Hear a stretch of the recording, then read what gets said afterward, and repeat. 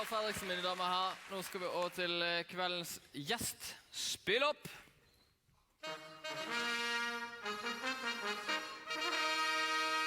Ladies and gentlemen, all rise for the king of retired footballers, Erik Thorstvedt!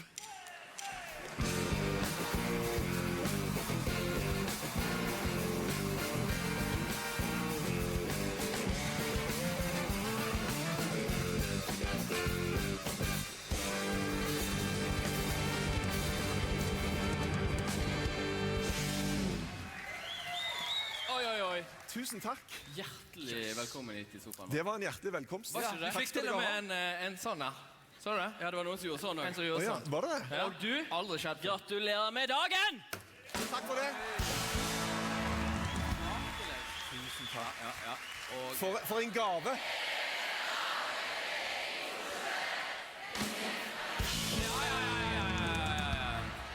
En unison gjeng. Nei, nå blir det mye, altså. Ja, det blir det. Tusen takk. Alle sammen tenkte det samme samtidig. For en gave å få lov til å være her på bursdagen sin. Du, vet du hva? Takk. Det er utrolig kjekt å ha deg her. Og du holder deg forferdelig godt da. Du er vakker, eller ryddig, som vi sier når menn snakker om det. Du ser ryddig ut. Nei, ja. Datteren min gymte stadig frempå om tannbleking. Og da tenker jeg på datteren min på 8 år, som har god greie på dette her. Så pluss tupé har også blitt nevnt. Nei, nå må du ikke være kritisk. Jeg synes tennene dine er helt perfekte. Takk skal du ha. Men vi skal ikke rote oss inn i sånn skjønnhetsgreier. Du er jo her, for du er en sportsmann. Du er jo verdens beste keeper. Og, ja, det må være lov å si. Ja. Hvordan er det nå? Holder du deg i... Jeg går ut fra du mener barkeeper nå? Nei, jeg mener ordentlig keeper. Og, altså, holder du deg i form nå? Jeg har sluppet mitt siste mål. Det har jeg forbannet meg på. Jeg skal aldri slippe inn ett eneste mål igjen. Nei. Men ja, jeg sykler litt og holder på med de greiene der. Så jeg tror aldri jeg kommer til å tillate meg selv å forfalle helt. Nei. Men jeg kan greit gå noen måneder uten å trene. Hvordan er en gammel fotballkropp? Det knirker sykt når du går i trapper. Okay, og da er det ikke trappene, men det er knærne. Og jeg tok absolutt alt av piller og sprøyter og alt som det var mulig å ta. Men jeg gjorde det med helt åpne øyne og tenkte at vet du hva, det er verdt det. Hvis jeg kommer til å slite bitte litt når jeg blir eldre, det får jeg bare ta, det er helt ok. Alle har et eller annet. Ja. Men du, i dag er det tirsdag, og det er liksom Champions League-dag. Det er kampfritt i dag, så vidt jeg har forstått. Men du er jo ekspertkommentator og programleder på Matchball og i TV 2 og sånt. Hvis det hadde vært kamp, hadde du likevel kommet til oss? Ja, det går an å ta ting opp. Sant? Ja, nettopp. Nei, men så det er ikke sånn at du må... Nei, og så er det vel sånn at jeg tror ikke dere er de som interesserer seg aller mest for fotball. Stemmer det? Nei, jeg tar bare opp mine egne programmer. Ja. Det er det eneste jeg ser på. Uavhengig. Nei, altså vi er, det kan jeg med hånden på hjertet si, at vi er bak gjennomsnittet, som det heter. Men jeg pleier å si at av alle uviktige ting i livet, så er fotball det viktigste. For det er mange ting som er viktigere. Helse og barna dine, familien, alle disse tingene her.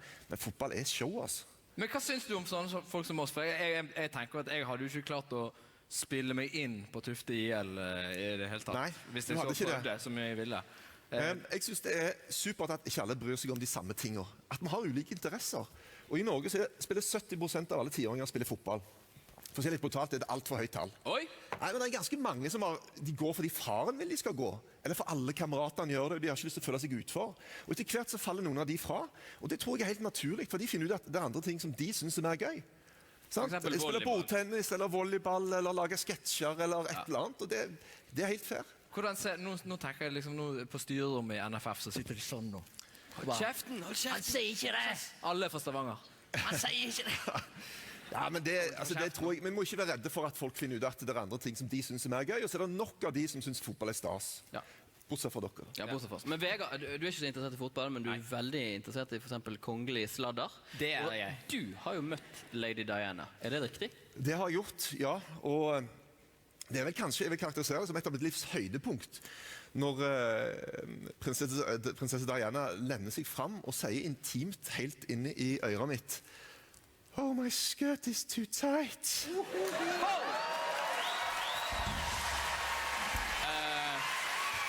Oppfølgerspørsmål, var det jobbsammenheng? Dette var på en nattklubb i Soho i London. Ja. Neida, det var ikke det. Det var før cupfinalen i England, og da kommer de kongelige og skal inspisere oss, og aller først kommer prins Charles med gigantisk store ører og veldig lange steg. Så hun greide ikke å holde følge. Damene kjenner sikkert problematikken, sant? Og går sånn, og hun greide ikke å holde følge, og derfor så fortalte meg at skjørtet var i trangeste laget, og flere år senere så kom jeg på hva jeg burde ha sagt i akkurat den situasjonen der. Ja, så det var en... Hva du si da? Det kan jeg ikke si nå. Nei. Men jeg hadde en lagkompis som kysset henne på hånda. Det hadde du ikke lov til å gjøre, men han gjorde det likevel. Og så hadde vi en veldig god spiss som heter Gary Lineker, og han påstod i fullt alvor at hun prøvde å sjekke han opp. Og det er ganske spesielt å gjøre ute på en fotballbane, rett før en cupfinale. Ja, men hun hadde også, hun likte godt kapteinen på rugbylandslaget, likte han veldig godt faktisk, så det var litt ting der, hun likte sportsfolk. Kan du si at hun var litt løs? Nei, det er vel lite som tyder på det. Ja. Thorstvedt hevder altså at Lady Diana var relativt løs. Men du, når vi først... Nei, men det handler om å få en overskrift. Men du... Jeg lover å si det. Ja. Det må jeg lov.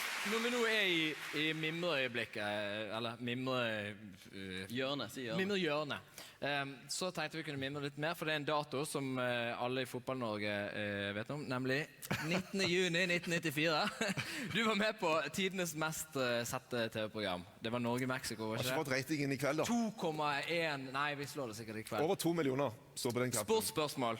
Hvordan føltes det?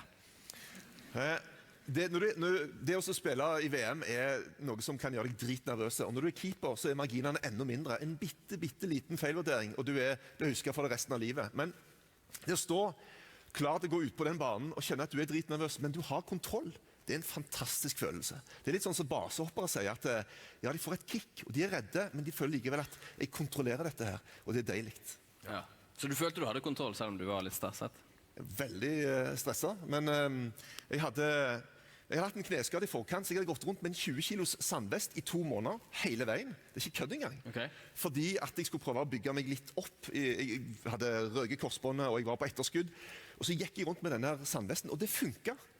Jeg sto i spillertunnelen der og gjorde sånn, wow, hekkan, du tar av dette her, så føler jeg plutselig 20 kilo lettere. Prøv det selv, det funker. Og hva ble stillingen? Norge vant 1-0. Kapow. Nå skal vi over til noe helt annet, fordi at... Ja, ikke helt annet. Sandvest. Ja, Sandvest. Det er jo sånn, du i likhet med andre som har lagt sportskarrieren på hyllen, har jo gått, altså sånn, Bjørn Dæhlie og Vegard Ulvang og Karlsson, alle har jo gått til det med å lage seg en liten klescollection.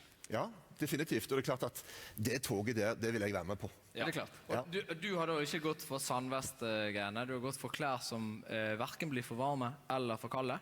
Og du har da, så vidt vi har skjønt, partnet opp med Devold, ullundertøysprodusenten Devold. Det trodde jeg det var. Det er en liten kommunikasjonsfeil der.